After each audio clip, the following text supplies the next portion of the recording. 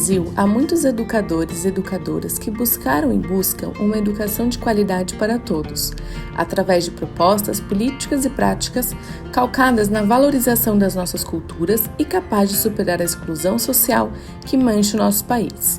Um deles é Paulo Freire, o patrono da educação brasileira. Na época em que Paulo trabalhou na diretoria do SESI, se dedicou a estudar sobre a educação dos filhos dos trabalhadores na indústria e percebeu que muitos batiam em seus filhos. Por tal motivo, decidiu realizar uma palestra para contar aos trabalhadores os malefícios dessa prática. Após o término da palestra, um dos trabalhadores pediu a palavra. Agradeceu muito a Paulo Freire.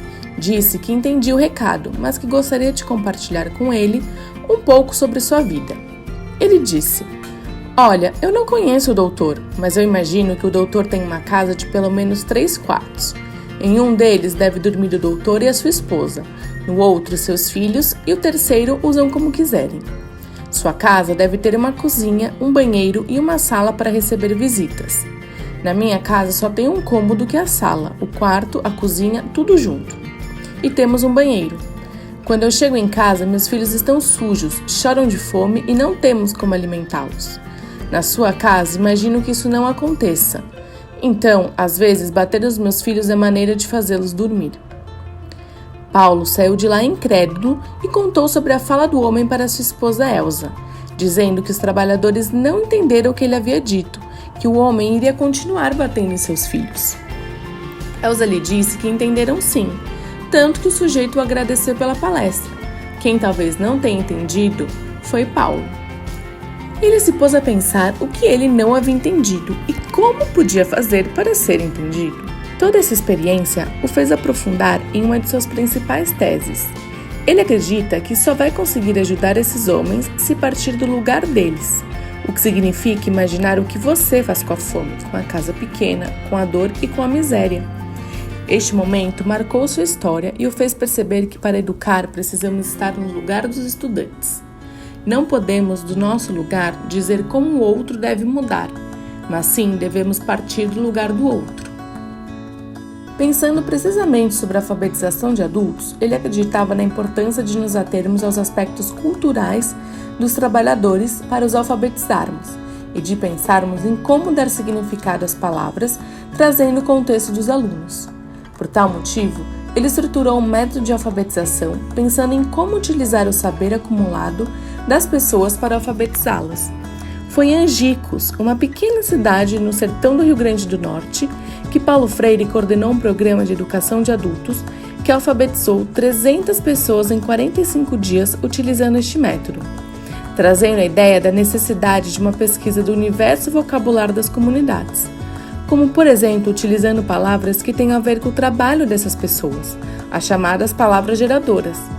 Palavras escolhidas tanto pela relevância social de seu uso, quanto pela riqueza fonética e silábica. Para ele, o trabalhador só se emanciparia se compreendesse que, a partir da palavra tijolo, por exemplo, como se dá o processo de exploração deste sujeito. Este processo de descoberta de palavras durava muitas horas e era pura escuta. Assim, formou-se o Círculo de Cultura, onde a leitura do mundo precedia a leitura da palavra. No Chile, durante seu exílio, Paulo se encontrou com alguns trabalhadores camponeses que estavam em uma roda conversando. Ao chegar, percebeu que todos pararam de falar e ficaram em silêncio. A princípio, Paulo ficou constrangido, achando que havia algo de errado. Mas um dos homens disse que respeitam quem sabe mais, e quando esse alguém chega na roda, todos param para escutá-lo. Então, Paulo propôs um jogo de quem sabe mais. Ele iria fazer uma pergunta e os trabalhadores responderiam. Se não soubessem ou respondessem errado, ele ganhava um ponto, e vice-versa.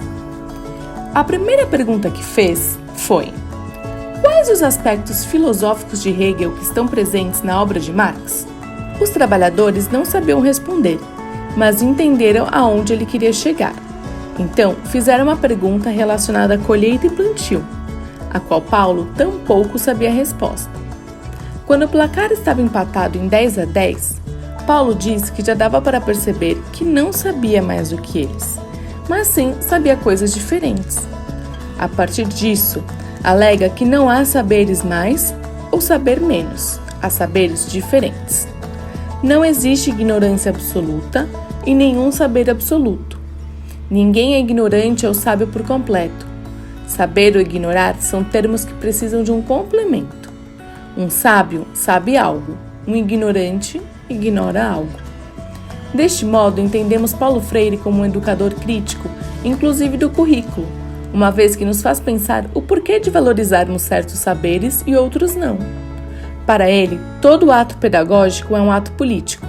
Por ende, não pode ser neutro, uma vez que dele depende assegurar quais conhecimentos, valores, princípios, comportamentos, tradições e memórias serão levados adiante pelas próximas gerações.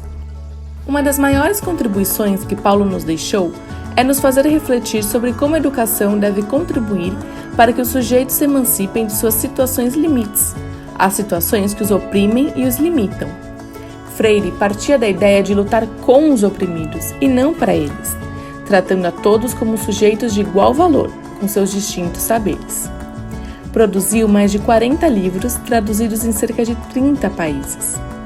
Ao denunciar as desigualdades do sistema educativo e procurar romper com essa educação autoritária para substituí-la por uma outra dialógica, emancipadora e democrática, seu legado se fez mais vivo do que nunca, pois este grande desafio ainda se faz presente na educação brasileira.